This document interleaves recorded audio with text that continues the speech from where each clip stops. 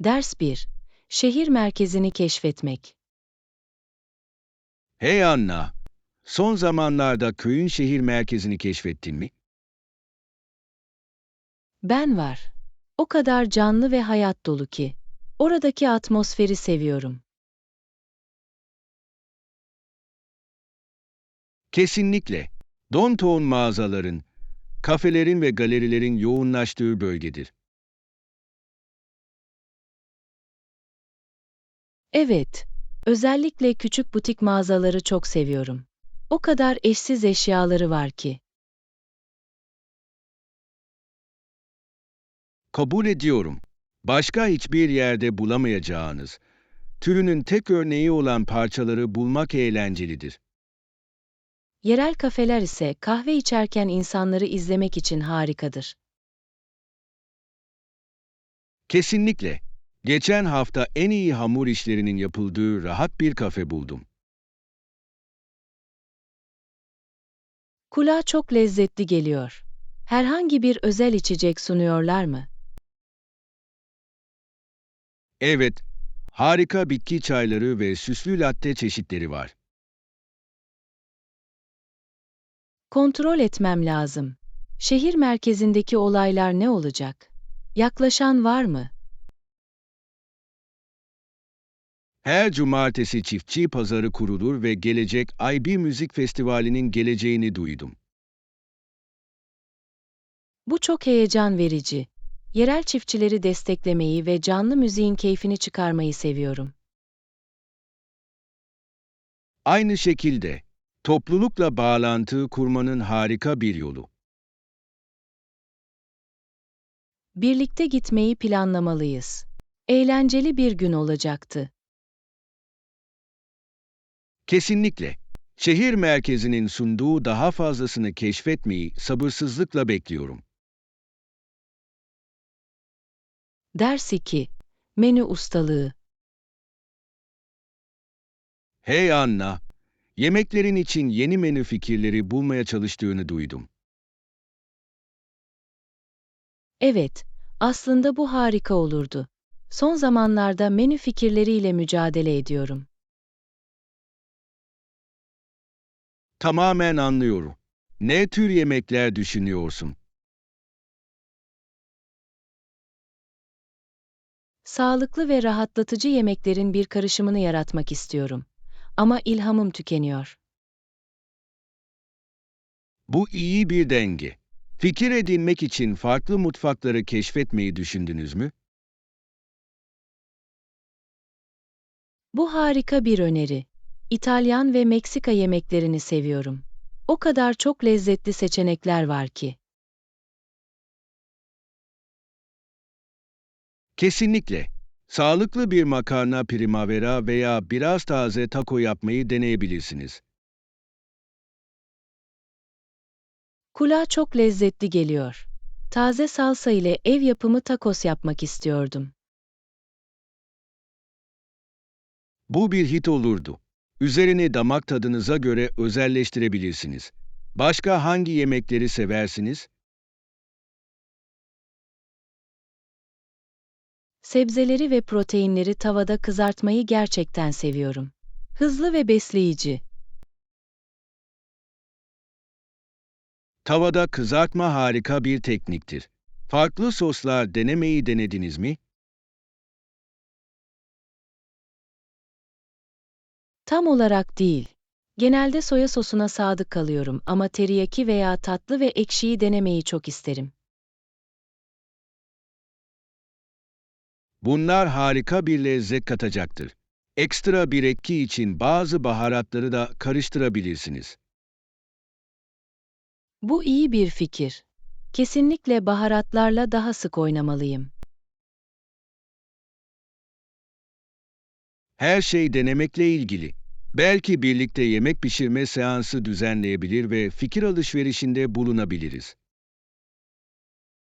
Bunu seviyorum. Arkadaşınızla yemek yapmak her zaman daha keyifli hale getirir. Yakında planlayalım. Kesinlikle. Ne kadar lezzetli kreasyonlar ortaya çıkardığımızı görmek için sabırsızlanıyorum. Ders 3. Bahçe esasları. Hey Anna, dün bahçe merkezindeydim ve o kadar çok alet vardı ki. Bu heyecan verici geliyor. Ne gördün? Çeşitli kürekleri ve tırmıkları vardı. Seçim yapmak zordu. Güzel. Doğru aletlere sahip olmak bahçe işlerini çok daha kolay hale getirir. Yararlı bir şey buldun mu? Evet, sağlam bir kürek aldım. Kazmaya gerçekten yardımcı olacağını düşünüyorum. Harika seçim. Kürekler herhangi bir bahçıvan için çok önemlidir. Ayrıca eldiven aradın mı? Yaptım. Eldivenlerinin orada, rafta olduğunu fark ettim. Farklı boyutları ve renkleri vardı. Mükemmel. İyi eldivenler ellerinizi koruyabilir ve bahçe işlerini daha keyifli hale getirebilir. Kesinlikle. Kalın fakat harekete izin verecek kadar esnek eldivenleri tercih ediyorum. Kabul ediyorum. Doğru dengeyi bulmak önemlidir. Bir çift aldın mı? Henüz değil ama planlıyorum. Hangisinin en uygun olduğunu görmek için önce onları denemek istiyorum. Akıllı fikir. Bunları test etmek her zaman iyidir. Gözünüze çarpan başka araçlar var mı? Ergonomik el aletleri gibi ilginç bahçe aletleri vardı. Bunlar harika. Çalışırken bileklerinizdeki gerilimi azaltabilirler. Kesinlikle. Bahçem için birkaç eşya daha almak üzere geri dönmeyi düşünüyorum. Bu bir plana benziyor. İyi donanımlı bir bahçe çok ödüllendirici olabilir. Ekime başlamak için sabırsızlanıyorum. Bahçecilik deneyimlerimize ilişkin notlarımızı daha sonra karşılaştıralım. Ders 4. Ödeme planları.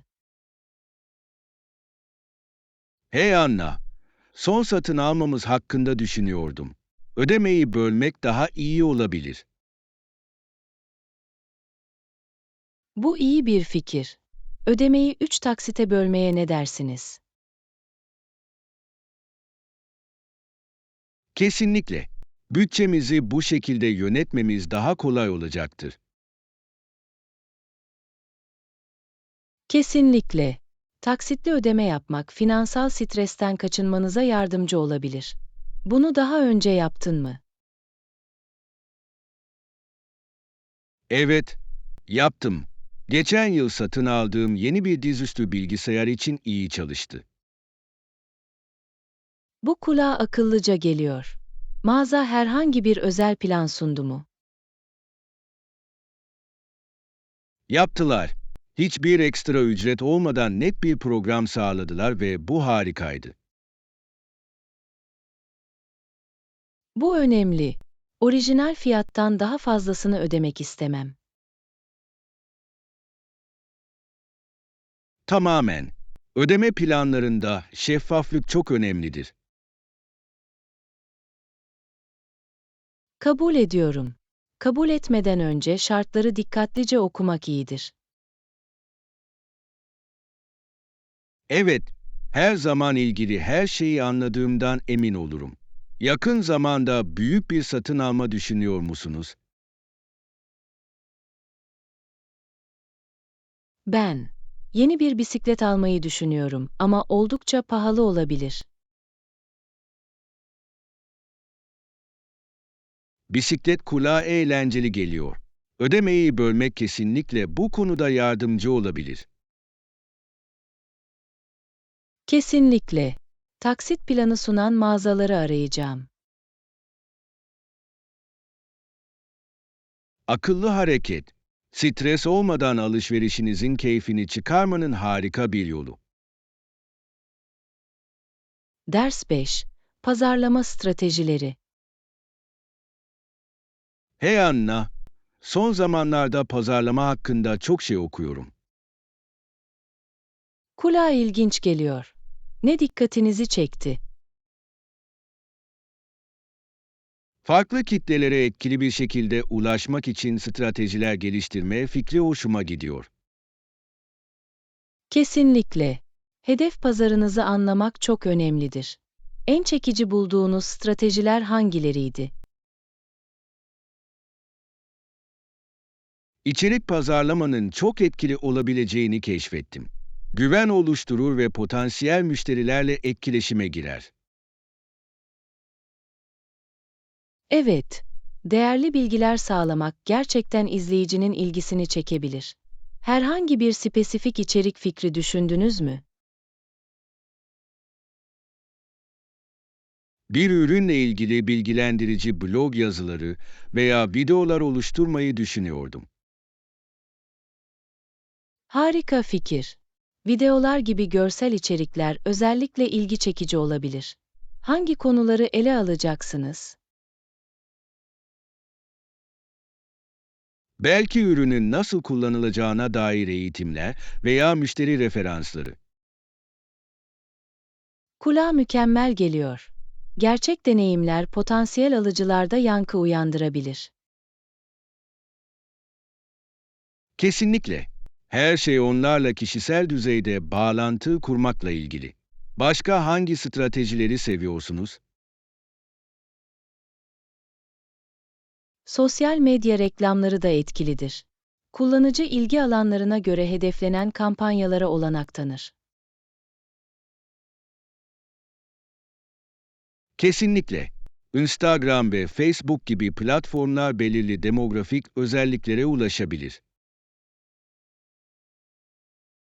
Ayrıca sağladıkları analizler, zaman içinde stratejilerin iyileştirilmesine yardımcı olur. Bu doğru. Verileri analiz etmek gelecekteki kampanyalar için daha iyi kararlar alınmasına yol açabilir. Pazarlamanın sürekli gelişmesini seviyorum. İşleri heyecanlı tutuyor. Kesinlikle. Birlikte daha fazla fikir üzerinde beyin fırtınası yapalım. İşbirliği yapmak eğlenceli olabilir. Ders 6. Okuma keyfi. Hey Anna, büyüleyici bir kitabı yeni bitirdim ve bu kitap bana hikayeleri nasıl yorumladığımızı düşündürdü. Bu harika. Sizce okuyucular olarak bizim için ne anlama geliyor? Sorunları kendi başımıza çözmemize yardımcı olduğuna inanıyorum. Her okuyucu farklı bir şeyi alıp götürüyor. Kesinlikle. Her insanın deneyimlerine dayanarak benzersiz bir bakış açısına sahip olabilmesi şaşırtıcı. Sağ, okumayı bitirdikten sonra sıklıkla "Vay canına, hiç böyle düşünmemiştim." deriz. Kesinlikle. Dünyayı düşünmenin ve anlamanın yeni yollarını açar. Hangi kitabı okudun? Az önce Paulo Coelho'nun Simyacı kitabını okudum. Her şey hayallerinizin peşinden gitmekle ilgili. O kitaba bayıldım. Çok ilham verici. Kendini keşfetme yolculuğu gerçekten birçok insanda yankı uyandırıyor. Evet, azim ve kalbinizin sesini dinlemeyle ilgili derslerin çok güçlü olduğunu buldum. Bu temalar evrenseldir. Hiçbir kitaptan aldığınız dersleri hayatınıza uygulamayı denediniz mi? Kesinlikle. Tıpkı ana karakterin yaptığı gibi. Hedeflerim üzerinde düşünmek için günlük tutmaya başladım. Bu harika bir fikir. Günlük tutmak düşünceleri netleştirmeye ve ilerlemeyi takip etmeye yardımcı olabilir. Kesinlikle. Senden ne haber? Sizi etkileyen favori bir kitabınız var mı? Jane Austen'ın Gurur ve Önyargısı favorimdir. Bana karakterin sosyal statüden daha önemli olduğunu öğretti. Bu bir klasik. Edebiyatın toplumsal normlara nasıl meydan okuyabildiği ilginç. Evet, etrafımızdaki dünya hakkında eleştirel düşünmemizi sağlar. En sevdiğimiz kitapları paylaşmaya devam edelim. Kesinlikle. Okuduğumuz her hikaye daha derin konuşmalara ve içgörülere yol açabilir. Ders 7. Dikkatli yeme. Hey Anna, son zamanlarda bilinçli beslenmeyle ilgili bir şeyler okuyorum. Bu doğru. Yemek yerken yiyecek seçimlerinize ve hislerinize dikkat etmekle ilgilidir. Kesinlikle. Yemekleri aceleye getirmek yerine her lokmanın tadını çıkarmanızı teşvik eder. Bu fikri seviyorum. Yemeğimizi nasıl takdir ettiğimizi gerçekten değiştirebilir. Bu konuda ne öğrendin? Dikkatli olmanın aşırı yemeği önlemeye yardımcı olabileceğini buldum. Açlık belirtilerinize odaklandığınızda tam olarak doğru miktarda yersiniz. Bu mantıklı. Dikkatimiz dağıldığında bu sinyalleri görmezden gelmek kolaydır. Evet, televizyon izlerken ya da telefonlarımızda gezinirken yemek yediğimiz zamanlardaki gibi. Sağ. Dikkatli yeme pratiği yapmak için herhangi bir teknik denediniz mi? Ben var. Yemek sırasında tüm ekranları kapatıp sadece yemeğe odaklanarak başladım. Bu harika bir başlangıç. Tatların ve dokuların tadını tam olarak çıkarmanıza yardımcı olmalıdır. Kesinlikle. Ayrıca yavaş çiğnemeye ve farklı tatların tadını çıkarmaya çalışıyorum. Bunu denemeliyim.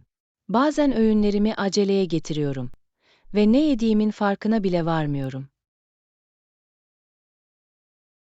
Yemekler sırasında orada olmadığımızda ne kadar çok şey kaçırabildiğimiz şaşırtıcı. Kesinlikle.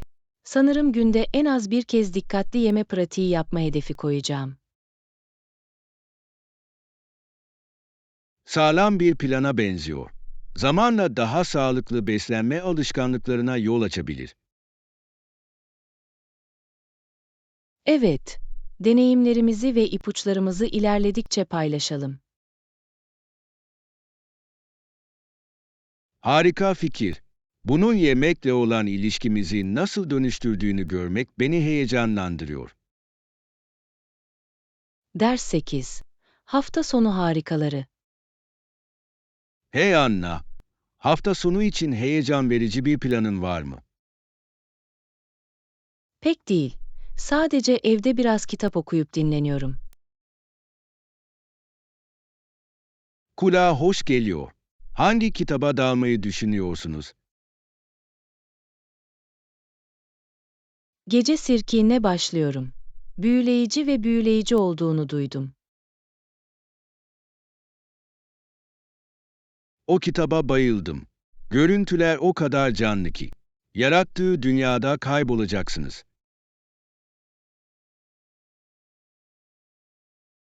Bekleyemiyorum. Peki ya sen?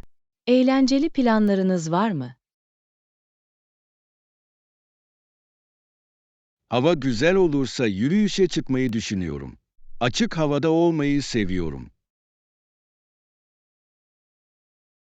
Kulağa harika geliyor.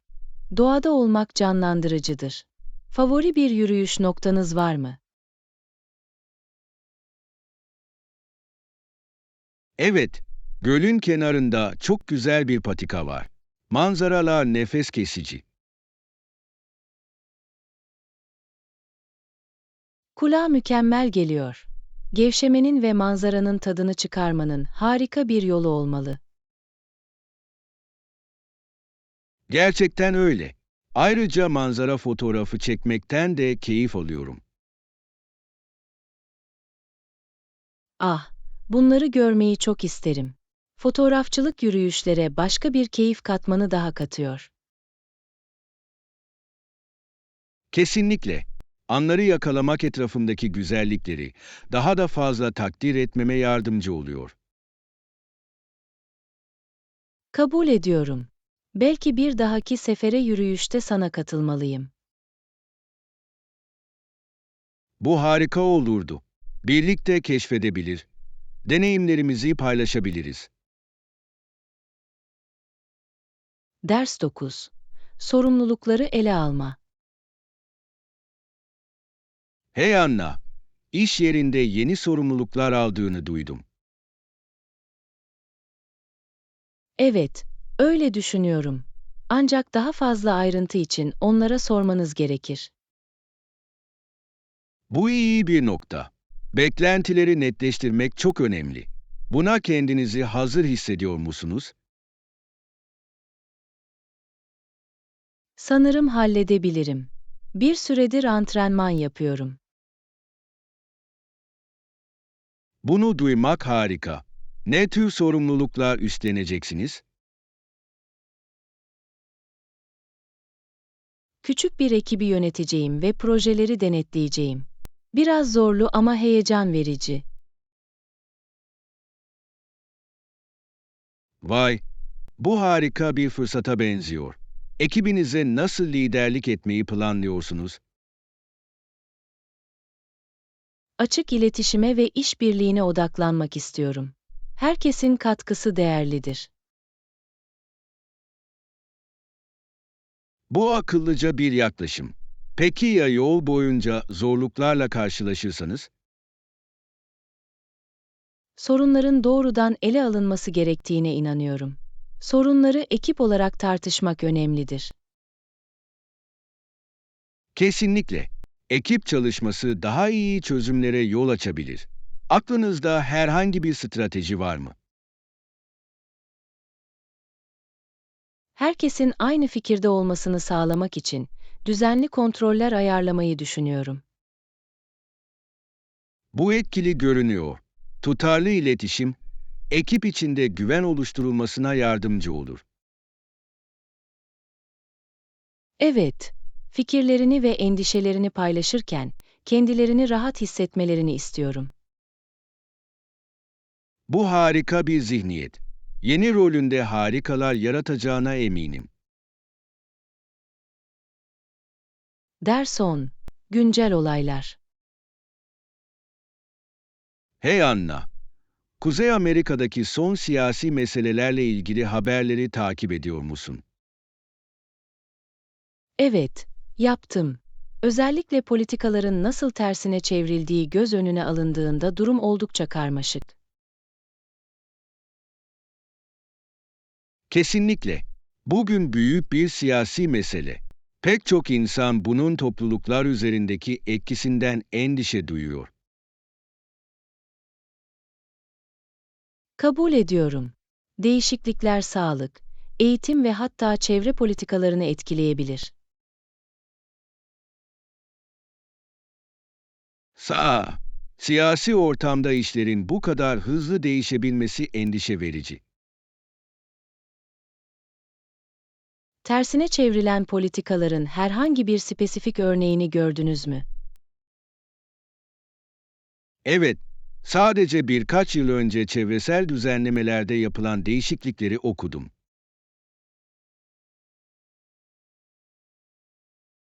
Bu endişe verici.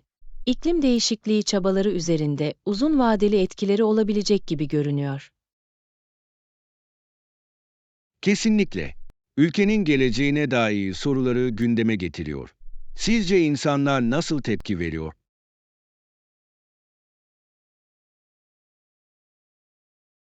Birçoğu görüşlerini ve endişelerini dile getirmek için protestolar ve savunuculuk grupları düzenliyor. Bu cesaret verici. Aktivizm gerçekten bu konulara dikkat çekebilir. Evet, sosyal medyada insanları harekete geçirmede büyük bir rol oynuyor. Kesinlikle. Bilgilerin hızlı bir şekilde paylaşılmasına ve etkinliklerin organize edilmesine olanak sağlar. Teknolojinin günümüzde siyasi hareketleri nasıl etkilediği büyüleyici. Kesinlikle. Bu konuları tartışmaya devam edelim. Bilgi sahibi olmak çok önemli. Ders 11. Araçların evrimi. Hey Anna, eski araçlarla ilgili bazı etkileyici bilgilere rastladım. Gerçekten mi? Ne buldun? 1800'lü yıllarda İngiltere'de buharlı arabaların kullanıldığını öğrendim. İlginç. Ama günümüz araçlarına göre oldukça büyük ve hantal olduklarını duymuştum. Kesinlikle. Günlük kullanım için pek pratik değillerdi. Bir tanesini etrafta sürmeyi hayal edebiliyor musun? Hiç de bile. Yollarda çok yer kaplamış olmalılar. Özelliklerinden bazıları nelerdi? Çok fazla bakım gerektiren buhar motorlarıyla çalıştırılıyordu. Ayrıca su ve yakıt taşımak zorundaydılar. Kulağa karmaşık geliyor. Modern araçlarla bu kadar ilerlememiz şaşırtıcı. Kesinlikle. Günümüzün arabaları çok daha verimli ve kompakt. Elektrikli araçlar hakkında ne düşünüyorsunuz? Bence onlar gelecek. Çevre dostudurlar ve genellikle daha düşük işletme maliyetlerine sahiptirler. Kesinlikle. Üstelik teknolojideki gelişmeler onları daha da çekici kılıyor. Hiç elektrikli araç kullandınız mı? Henüz değil ama bir tane denemeyi çok isterim. Anında torka sahip olduklarını duydum. Bu da onları sürmeyi gerçekten eğlenceli kılıyor. Evet. Ve sessizler. Bu da geleneksel motorlara göre hoş bir değişiklik. Kabul ediyorum. Araçların nasıl gelişmeye devam edeceğini düşünmek heyecan verici. Kesinlikle. Ufukta hangi yeniliklerin olduğunu görmek için sabırsızlanıyorum. Bu konuyu tartışmaya devam edelim. Ulaşım tarihi hakkında öğrenilecek çok şey var. Ders 12. Şefkatli yönetişim. Hey Anna, son zamanlarda devletin toplumdaki rolü hakkında düşünüyorum. Bu ilginç bir konu. Özellikle neyi düşünüyorsunuz?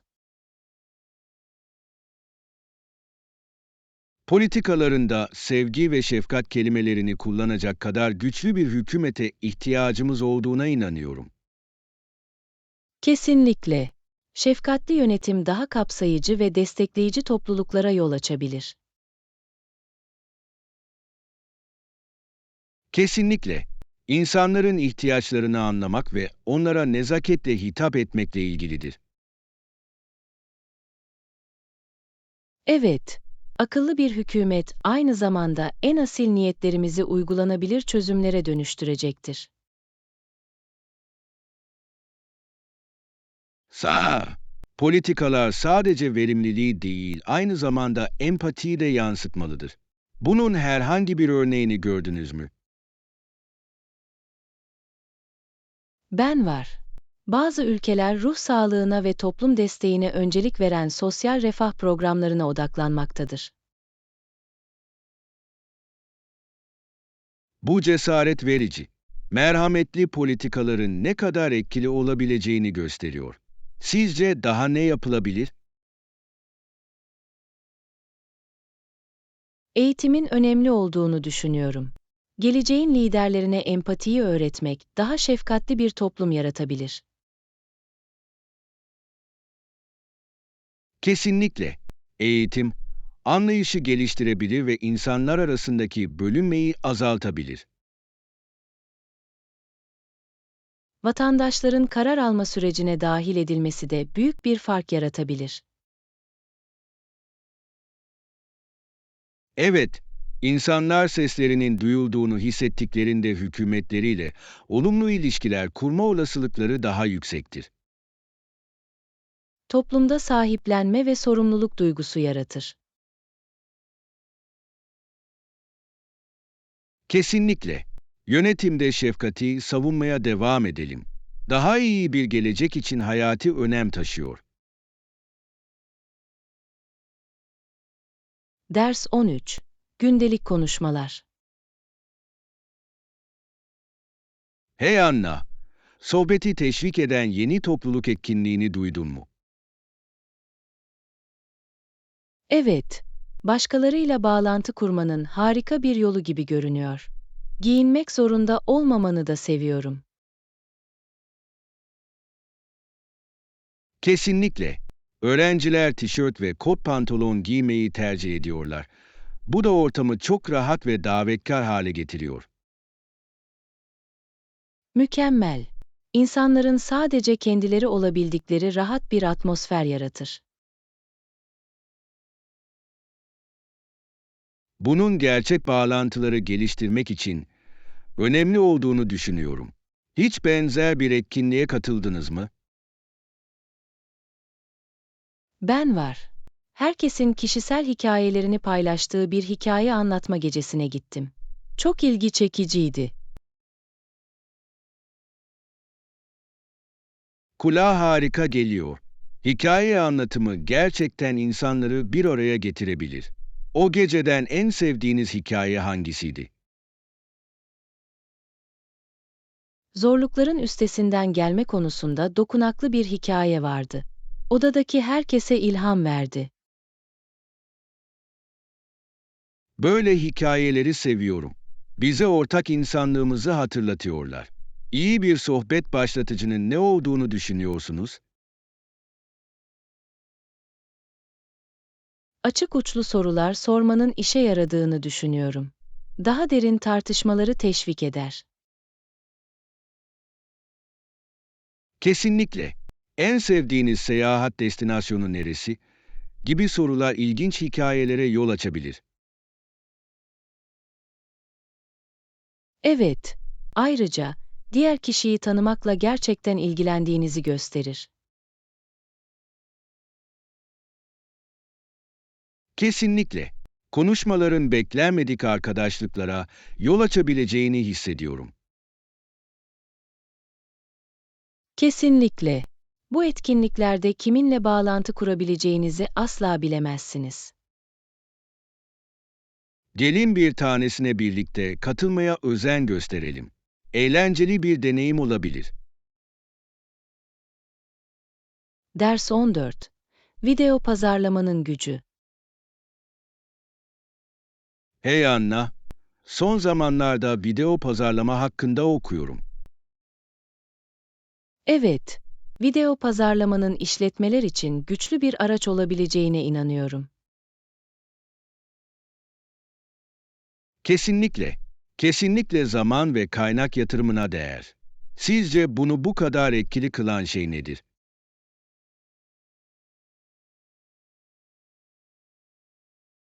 Görsel içeriğin metinden çok daha çabuk dikkat çektiğini düşünüyorum. İnsanlar doğal olarak videolara ilgi duyuyor. Kesinlikle. Ayrıca videolar, duyguları ve hikayeleri diğer formatların yapamayacağı şekilde aktarabilir. Sa, ilgi çekici bir hikaye izleyiciyle güçlü bir bağ kurabilir. Başarılı örnekler gördünüz mü?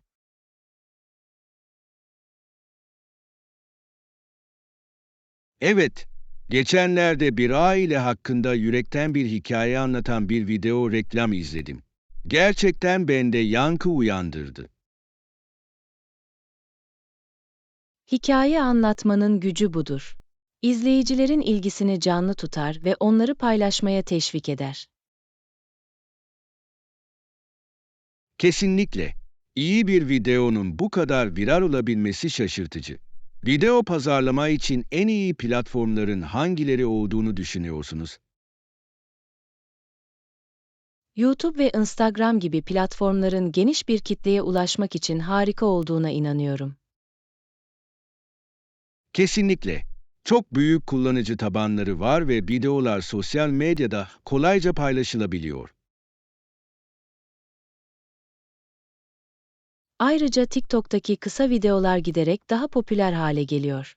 Hızlı ve akılda kalıcı içerik için mükemmeldirler.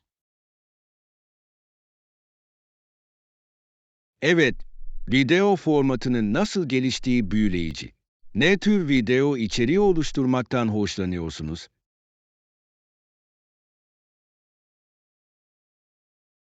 Eğitici videolar çekmeyi seviyorum. Bilgiyi paylaşmak ve başkalarının öğrenmesine yardımcı olmak ödüllendiricidir. Bu harika. Bilgilendirici içeriğin her zaman talep edildiğini düşünüyorum. Uzmanlığınızı gösterir.